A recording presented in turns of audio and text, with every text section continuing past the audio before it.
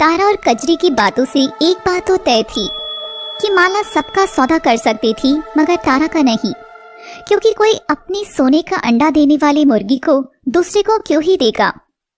देखो गोविंद बाबू, आपकी जरूरत माला तो समझती है, मगर उन बाकी मर्दों को कौन समझाएगा जिन सबकी जरूरत मेरे इस कोठे का सबसे नायाब हीरा तारा है। अगर उस तारा को ही तुम्हें दे दूंगी तो फिर मैं और मेरी लड़कियां क्या खाएंगी? आखिर इसके लिए ही तो रात में शहर के सारे सफेद पोश अमीर यहाँ अपनी हवस बिखेरने आते हैं। गोविंद के हजार बोलने पर भी माला उसकी बात नहीं मानती है। रेखा की नींद खुलती है और वो गोविंद को बगल में ना पाकर बेचैन होकर उठ जाती है। ये कहाँ गए? कहीं ये फिर मंदिर में रात का जाप करने तो नहीं गए? हे कृष्णा, क्या सारी भक्ति खुद के लिए करवाओगे इनसे? कुछ तो अपने परिवार के लिए सोचेंगे, कभी तो सोचें। हे भगवान, इनको दे दो ना जो ये मांग रही हैं, जब ये इतना ही मांग रहे हैं। बेचैन रेखा उठकर रंजीत के कमरे को खटखटाती है। हाँ भाभी, आप सोए नहीं इतनी रात को भी? वो तुम्हारे भैया यही है क्या? वो नजर नहीं आ रहे। अरे भाभी, वो भक्त हैं, जरूर किसी मंदिर में माथा टेकने गए होंगे। आप सो जाइए। रेखा चली जाती है और तभी रंजीत घड़ी देखता है। वैसे मेरा भी समय हो ही गया है मेरे वाले मंदिर में जाने का। माला रानी, शिकार तैयार रखो, मैं आ रहा हूँ झपटने। तारा कजरी का हाथ थामकर खिड़की के पास खड़ी आसमान निहार रही थी। क्या देख रही है तारा? देख रही हूँ कि ये तारों से भरा आसमान कितना विशाल होता है ना कजरी। इसमें पंछी पंख फैलाकर जितनी दूर चाहे उड़ सकते हैं। ये बड़े बड़े विमान भी अपने आप में समा लेते हैं। नटखट लोग पतंग उड़ाते हैं तो कोई जलती लालटेन छोड़कर अपनी ख्वाहिशें इस आसमान से कह देता है। बड़ी शायराना हो रही है तारा। इन तारों में से वो जो सबसे चमकीला तारा है ना, वो तू ही है। एक ऐसी तारा हूँ जो इस आसमान में ना कभी जा सकती हूँ, ना ही कभी खुले में उड़ सकती। इन मर्दों ने हमारे पाँव में पैसों की बेड़ियां बांध रखी हैं। हम तबायफ चाह कर भी खुले में सांस नहीं ले सकते। अगर जरा सा भी बाहर निकले तो ये बेड़ियां खींचकर हमें फिर से दलदल में फेंक देंगे। और ये दुनिया, खजरी, क्या ये दुनिया तवाइफों का उजाले में इस दहलीज को लांघना देख सकेगी? कोई हमसे बात करना तो दूर, पास खड़े होकर भी पाप समझता है। पर देख इस आसमान को, यहाँ सारे तारे एक जैसे हैं, मगर हम तवाइफों को इन इंसानों ने हमेशा अलग ही माना है। हाँ तारा, शायद यही हमारी किस्मत है, कोठे से शुरू होकर कोठे पे खत्म। गाने तो बहुत बन गए हैं कजरी। इन्हीं लोगों ने ले ली ना दुपट्टा मेरा, राम तेरी गंगा मैली हो गई। मगर आखिर गंगा को मैली करने वाले भी तो इनमें से ही हैं। ये दुपट्टा सीने से भी यही छीनते हैं ना, तो तवाइफ कैसे मैली हुई? जब हवस का मैल तो इनके खुद के शरीर पर फैला है। काश गाने ऐसे होते जिसमें ना गंगा कभी मैली हुई हो, ना ही कभी होगी, कभी नहीं होगी। कजरी भी तारा को सीने से लगाकर रोने लगती है और तभी दरवाजे पर खटखट होती है। दरवाजा खुलता है और माला कजरी को इशारा करती है। कजरी तारा को लेकर बाहर आ जाती है। क्या हुआ ताई? वो रईस फुटा कि नहीं फुटा यहाँ से? आ जाते हैं मुंह उठाकर तारा को मांगने। माला की हवेली की शान है तारा, अगर उसे हासिल करना है तो दाम नहीं दिल चुकाना होगा। हाँ। कजरी, तारा का सामान बांध, अब इसका जाने का समय आ गया है। ये सुनते ही तारा और कजरी एकदम हिल गई थी। तभी तारा को पीछे से आकर गोविंद कमर से दबोच लेता है। आए हाय, आखिर में आ ही गई तू मेरे हाथ में तारा रानी। अब तेरे सुनहरे बदन को इतना प्यार करूंगा कि तू जगमगा उठेगी। सब्र कर गोविंद सेठ, इसे पहले लेकर तो जा, फिर चाहे जो करना। कुछ देर पहले गोविंद के बार बार कहने पर भी माला नहीं मानती है। निकल जा सेठ और आगे से अपनी औकात देखकर आना। औकात?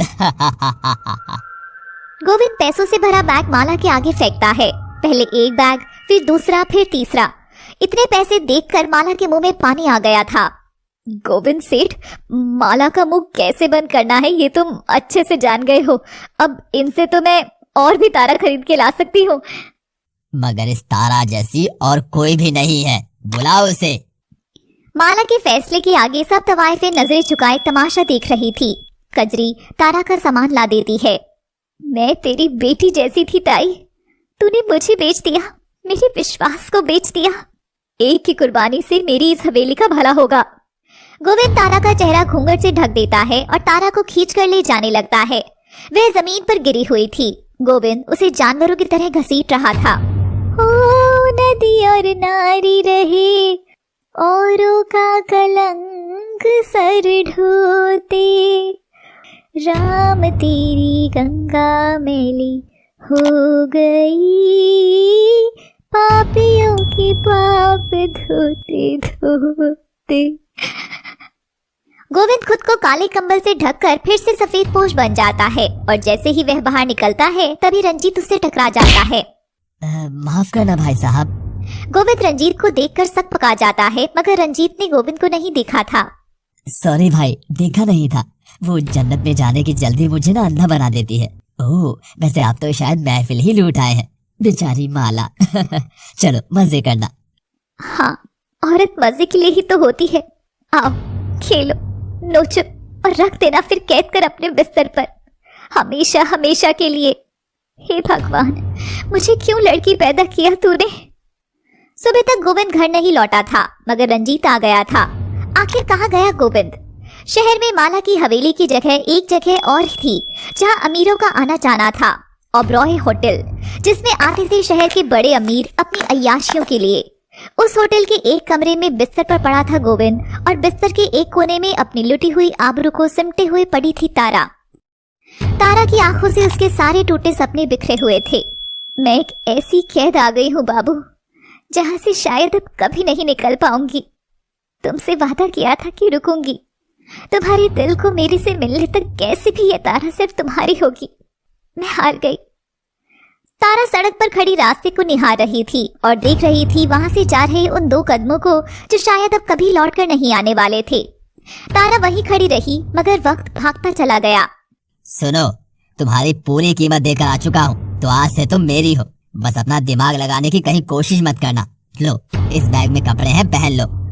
उधर दरवाजे की घंटी बजती है। परेशान होकर रेखा दरवाजा खोलती है तो वहाँ खड़ा था गोविंद, और गोविंद के बगल में खड़ी थी दुल्हन बनी तारा, जिसका चेहरा घूंघट से ढका था। रेखा के कदम एकदम से लड़खड़ा चुके थे। हे राम, ये क्या दे दिया तूने? हे जी, ये आप क्या लेकर आए हैं? गोविंद की आंखों में आंसू थे। वह तारा को लेकर अंदर आता है।